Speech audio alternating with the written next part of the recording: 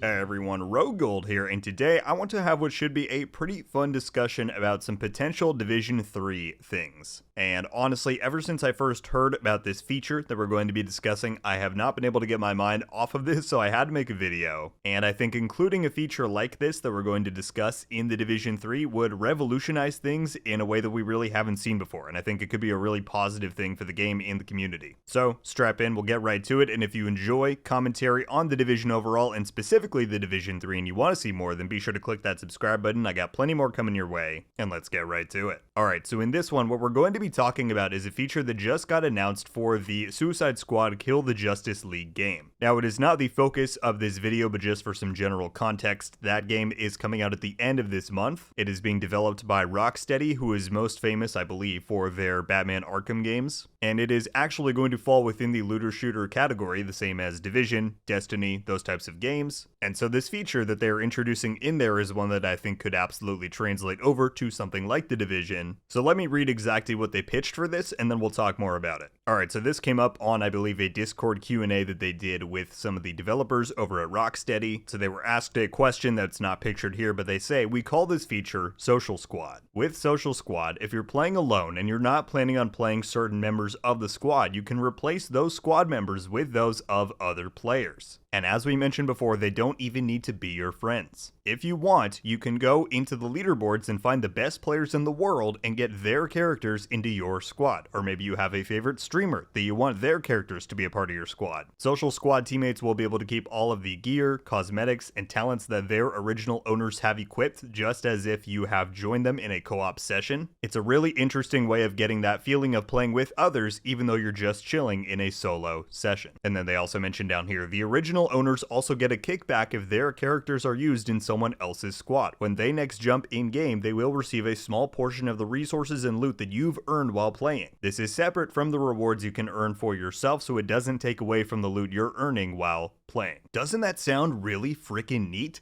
Just to visualize this a little bit so you understand basically what they're pitching, imagine the Grand Washington Hotel mission in the Division 2, the very first main mission you run in the campaign. You know how at the end when you get to the roof, Kelso shows up alongside you and then the two of you are basically fighting that whole boss arena? Imagine that instead of it just being Kelso with some sort of undetermined loadout, you could slot in anybody, any player that you can search up and find that has a dedicated build, that has a playstyle, whatever, you could slot them in and they would be your AI companion for that mission. And that could just open up so many cool possibilities. If you want to run through a legendary stronghold but you don't have anyone to play with, you could grab 3 clanmates who are offline and inspect them to see what build they have on and pick their different roles. Maybe someone's got a shield build on, someone's got a healer, someone else has DPS, and there you go, suddenly you have your predetermined roles to run through the legendary with. Or maybe you're about to run some countdown, you don't want to use matchmaking, you could grab me, any other content creator or streamer or anybody else on the leaderboard. If they were to make it public, you could grab a dev's own character to run through a mission with. And to keep it more localized, let's say if your friend can't hop on one night that you usually play with, you can still play with them anyway. And then when they next log on, they'll have those rewards waiting for them since you use them in your session. I really just think this would revolutionize the social features of the Division.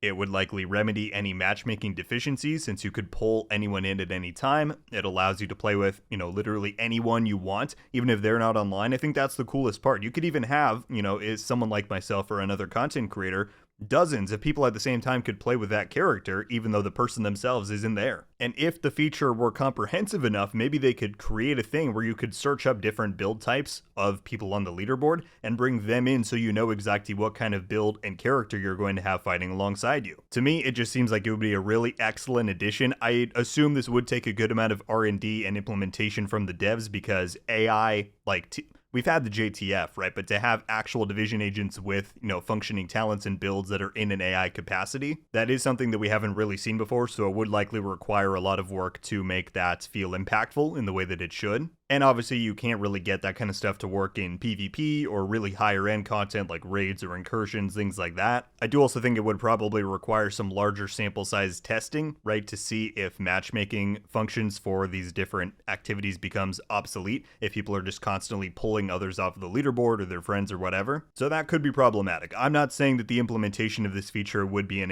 any way easy or wouldn't require, that kind of due diligence and work to make sure that it would function as intended. But seriously, as soon as I saw this, I was like, that is a really cool idea. And so I just wanted to make a video on it because it seemed like something that could end up being really beneficial for the Division. You know, it'll be interesting to see how it's received within the Suicide Squad game. And yeah, I guess we'll see if it's something that the devs over at Massive ever feel is worthwhile or possible to be put into the Division. Let me know all of your guys' thoughts on this though. As I said, I just thought this was too cool to not talk about, so I hope you enjoyed. Yeah, I feel like especially a lot of solo players would probably value this quite a lot, to not have to rely so much on matchmaking and the social part of it. They can just pull in allies that can help them out in whatever content they want to take on. But as I said, whatever your thoughts are on this, leave it down below. Be very curious to read through it. And that's going to do it for me today, everybody. Thank you all so much for watching.